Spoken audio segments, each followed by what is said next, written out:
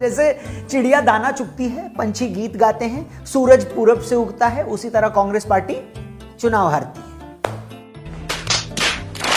4 राज्यों में विधानसभा चुनाव के नतीजे आ चुके हैं और कांग्रेस अच्छे बच्चे की तरह 4 में से 3 राज्यों में चुनाव हारकर पहली फुर्सत में घर जा चुकी है। वैसे कुछ लोगों का कहना है कि 3 राज्यों में चुनाव हराकर बीजेपी ने कांग्रेस पर बड़ा एहसान किया है, क्योंकि अगर गलती से कांग्रेस फिर से राजस्थान और छत्तीसगढ़ जीत जाती तो यह बेशर्म सवाल फिर से उनके सामने खड़ा हो जाता कि इन राज्यों में सीएम किसको बनाएं। क्योंकि अगर वो राजस्थान में गहलोत को सीएम बनाती तो सचिन पायलट नाराज हो जाते, पायलट को बनाती तो गहलोत अपने चंपुओं को छू बोलकर राहुल गांधी के ऊपर छोड़ देते।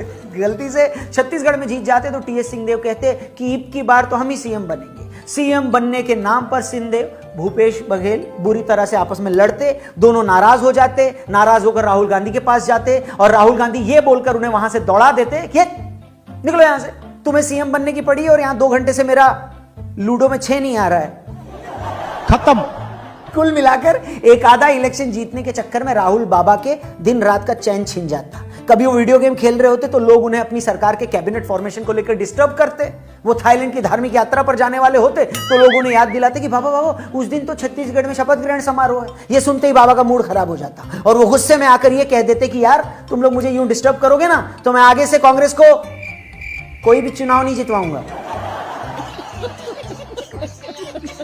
ये सुनते ही सामने खड़े कांग्रेस कार्यकर्ता की हंसी छूट जाती और इसके बाद वो कार्यकर्ता और राहुल बाबा दोनों आधे घंटे तक खूब हंसते।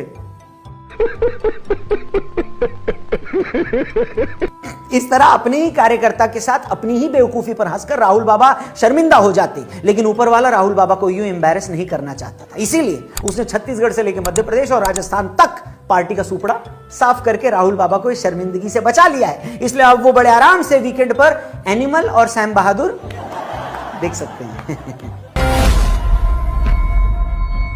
इसी तरह अगर पार्टी मध्य प्रदेश में हार गई तो कमलनाथ साहब के लिए भी इससे अच्छी बात और क्या हो सकती है। सुना है पूरे इलेक्शन में कमलनाथ जी 10 बजे रैली करने घर से निकलते थे और 1 बजे वापस आ जाते थे। एक सेकंड 1 बजे का मतलब ये नहीं रात के 1 बजे, दोपहर के 1 बजे। मतलब इतने अधूरे मन से सरकारी बाबू अपनी नौकरी भी नहीं करता जितने अधूरे मन से कमलनाथ जी एमपी के सीएम पद का इलेक्शन लड़ रहे थे। मगर अब पार्टी अगर हार गई है तो वो बड़े आराम से दिन भर घर पर बैठकर मक्खियां और झक दोनों मार सकते हैं। ऊपर वाले की मेहर ऐसी है कि पिछली बार की तरह वो सरकार बनाने के आसपास भी नहीं आए हैं। सोच कर देखिए जरा, अगर फिर से कांग्रेस की 110-11 सीटें आ जाती तो उन्हें फिर से 2-4 निर्दलियों को फोन लगाकर उनका समर्थन मांगना पड़ता है कि नहीं। अब कमलनाथ जी जैसे इतने बड़े बिजनेसमैन और पार्ट टाइम नेता को क्या यह शोभा देता है कि वो ऐरे गहरे विधायकों को फोन लगाकर उनसे समर्थन मांगे? बिल्कुल नहीं देता। जैसे तैसे अगर समर्थन मिल भी जाता तो क्या अच्छा लगता कि हर रोज उन पर नजर रखो कि कहीं वो पार्टी छोड़कर निकल न जाए।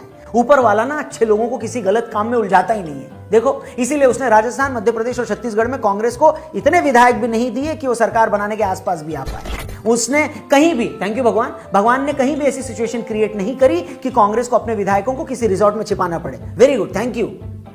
अरे देवा, अब क्या कांग्रेस जैसी अच्छे घरों की पार्टी को यह शोभा देता कि वो चोर उचक्कों की तरह अपने विधायकों को दुनिया से छिपाती फिरे? नहीं ना। इसलिए जो होता है अच्छे के लिए होता है। अब कांग्रेस 4 में से 3 राज्य बुरी तरह हार गई है तो उसके पास फुल टाइम है लोकसभा चुनाव पर फोकस करने के लिए। ठीक है, अगर कांग्रेस चुनाव जीत जाती ना तो इंडिया अलायंस में भी टेंशन बढ़ जाती। कांग्रेस बाकी पार्टियों को ज्यादा सीटें न देती, इससे वो पार्टियां नाराज हो जाती और अलायंस खतरे में आ जाता। कांग्रेस के इन इलेक्शन में हारने के बाद इंडिया अलायंस क्रिकेट की लैंग्वेज में एसोसिएट कंट्रीज का एक क्लब बन गया है। कैसे समझाता हूं। अगर जेडीयू की औकात इस अलायंस में जिम्बाब्वे की है, अखिलेश की हैसियत इसमें आयरलैंड की है, लालू की पार्टी श्रीलंका जैसी है, तो कांग्रेस भी इन चुनाव के बाद युगांडा जैसी हो गई है। अब जब ये सारी टीमें एक साथ मैच खेलने बैठेंगी तो कोई किसी को आंख नहीं दिखा पाएगा। कांग्रेस वाले अब जैसे ही कुछ बोलने लगेंगे तो बाकी पार्टियां एमपी राजस्थान में हुई उनकी पिटाई का वीडियो दिखाकर उनसे बोलेंगी, अम्मा यार तुम तो चुप ही बैठो, बेटा तुमसे ना हो पाएगा। वैसे भी कहा जाता है कि दोस्ती और दुश्मनी बराबर वालों के बीच होती है।